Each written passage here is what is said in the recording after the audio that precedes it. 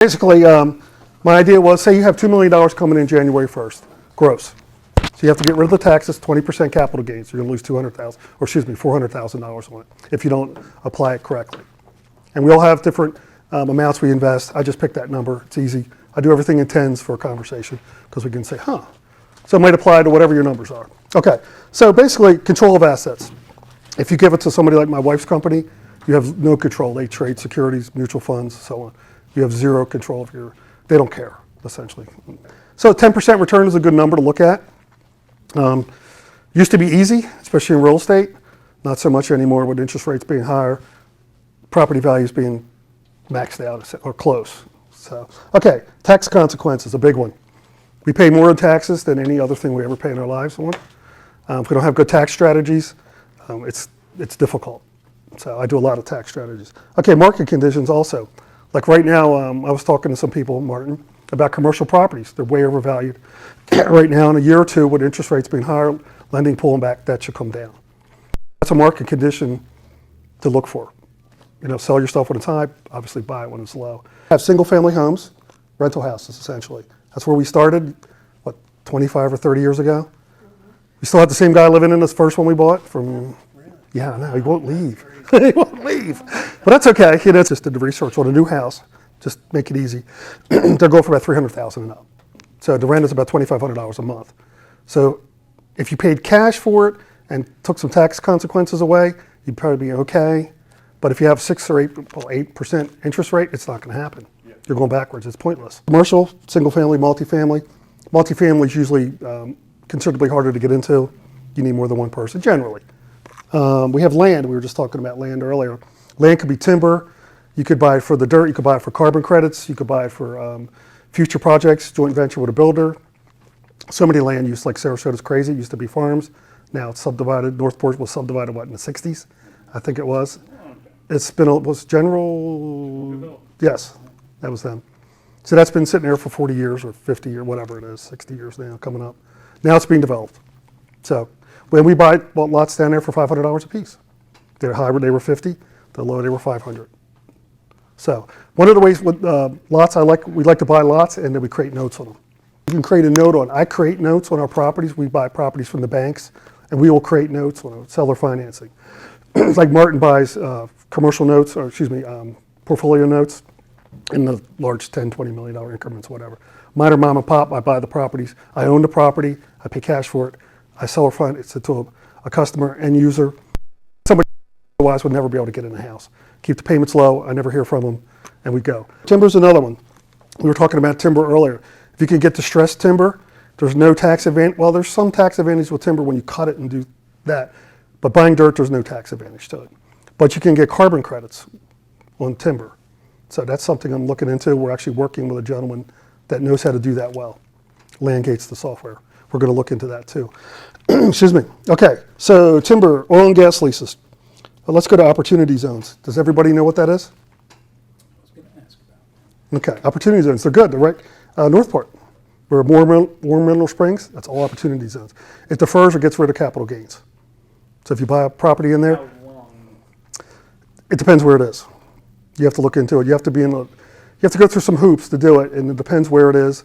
Like all of Puerto Rico is an opportunity zone. Most of portion of Northport is an opportunity zone. They're all over. Sarasota has opportunity zones. This is a rarity, something I do. Is anyone familiar with oil and gas leases at all? Seems it's been out there. He's been walking in the pasture. So they're oil and gas, if you invest in the oil and gas, working interest is actually drilling. It's 100% tax write-off.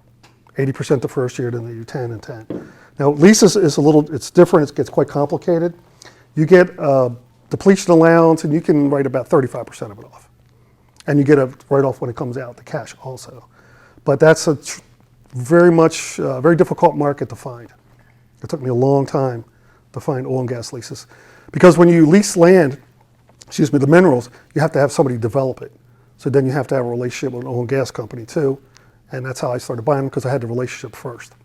But tax-wise, that's the best. There's nothing better than oil and gas. Okay, so that's oil and gas leases, opportunity zones we touched on. If you can get one in, do it, if it works out for you. Other topics, metals, gold, silver, so on, oil and gas. Fund managers, if you want someone else to use your capital and just essentially deal with it on their own. Stocks, bonds, options, if you want to trade them yourself. And notes, we talked about notes a little bit. And crypto mining was my last asset class. Does anybody else have anything else? No, can you talk about precious metals? I mean, what? Okay, metals are interesting. To me, metals, I like metals. They don't cash flow. They're not tax advantaged, but they preserve your buying power. And that's really all they do. Tax strategies. I use a lot of self-directed IRAs, Roth and traditionals, and then you can buy pretty much whatever you want out of it. Take it out of the IRA, put it into an LLC. You can buy real estate. You can do all kinds of stuff. There's one called a ROBS also. It's if you have a lot of capital coming in, say millions of dollars, whatever it is, you can take 48% of that and put it into a deferred IRA. It's called ROBS. Not many people even know about it, but there's all kinds of ways to do that. A lot of ways you can do things. Self-directed IRAs are a great tool. You probably should look into it. Let's see, opportunity zones, real estate, tax advantages, stocks, options, bonds. Bonds you can do, bonds, so there's tax bonds. You can talk about the bonds over there. There's bonds you can get to defer taxes, municipal bonds. So you can do some of that. Bonds aren't my world, really, but to each his own. It's just another vehicle. Puerto Rico is a little bit, has to be worth your while to go there. If you move your LLCs to Puerto Rico, essentially you stay there for 6 months. And a day you can be tax deferred till, or not taxed till 2035, essentially. You can actually partner with people there now and give them a percentage. But it has to be, the numbers have to be big enough. Sometimes we do 1031 exchanges also. That's what I forgot. Does everybody know what that is? Okay. So we have an exchange meeting every Friday. People go in there to exchange stuff. Yeah, can you tell them when that I forgot all about it. Yeah, please. I've been doing this too. It's a very knowledgeable crowd. Tim Mapp runs it. He's a friend of mine. It's at Der Dutchman every Friday morning at 9. It's the, I don't know if you guys know Pete Fortunato and all those kind of guys that are option. Schwab. They all go to this. So the knowledge level from like 1 to 10, and there's like from 5 to 10. Yeah. I mean, the knowledge level's. Off the chart.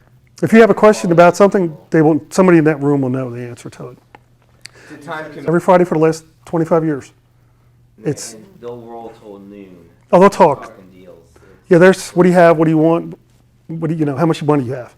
They go around and what do you have? You have stuff in your IRA? 30 grand. He needs 30 grand. So what they'll do is when they get into the big exchanging, somebody will put something in the middle, say strip mall worth $2 million. Okay, you have 20 single family homes. You're tired of that. It's driving you crazy. You want bowling alleys for whatever. Who cares?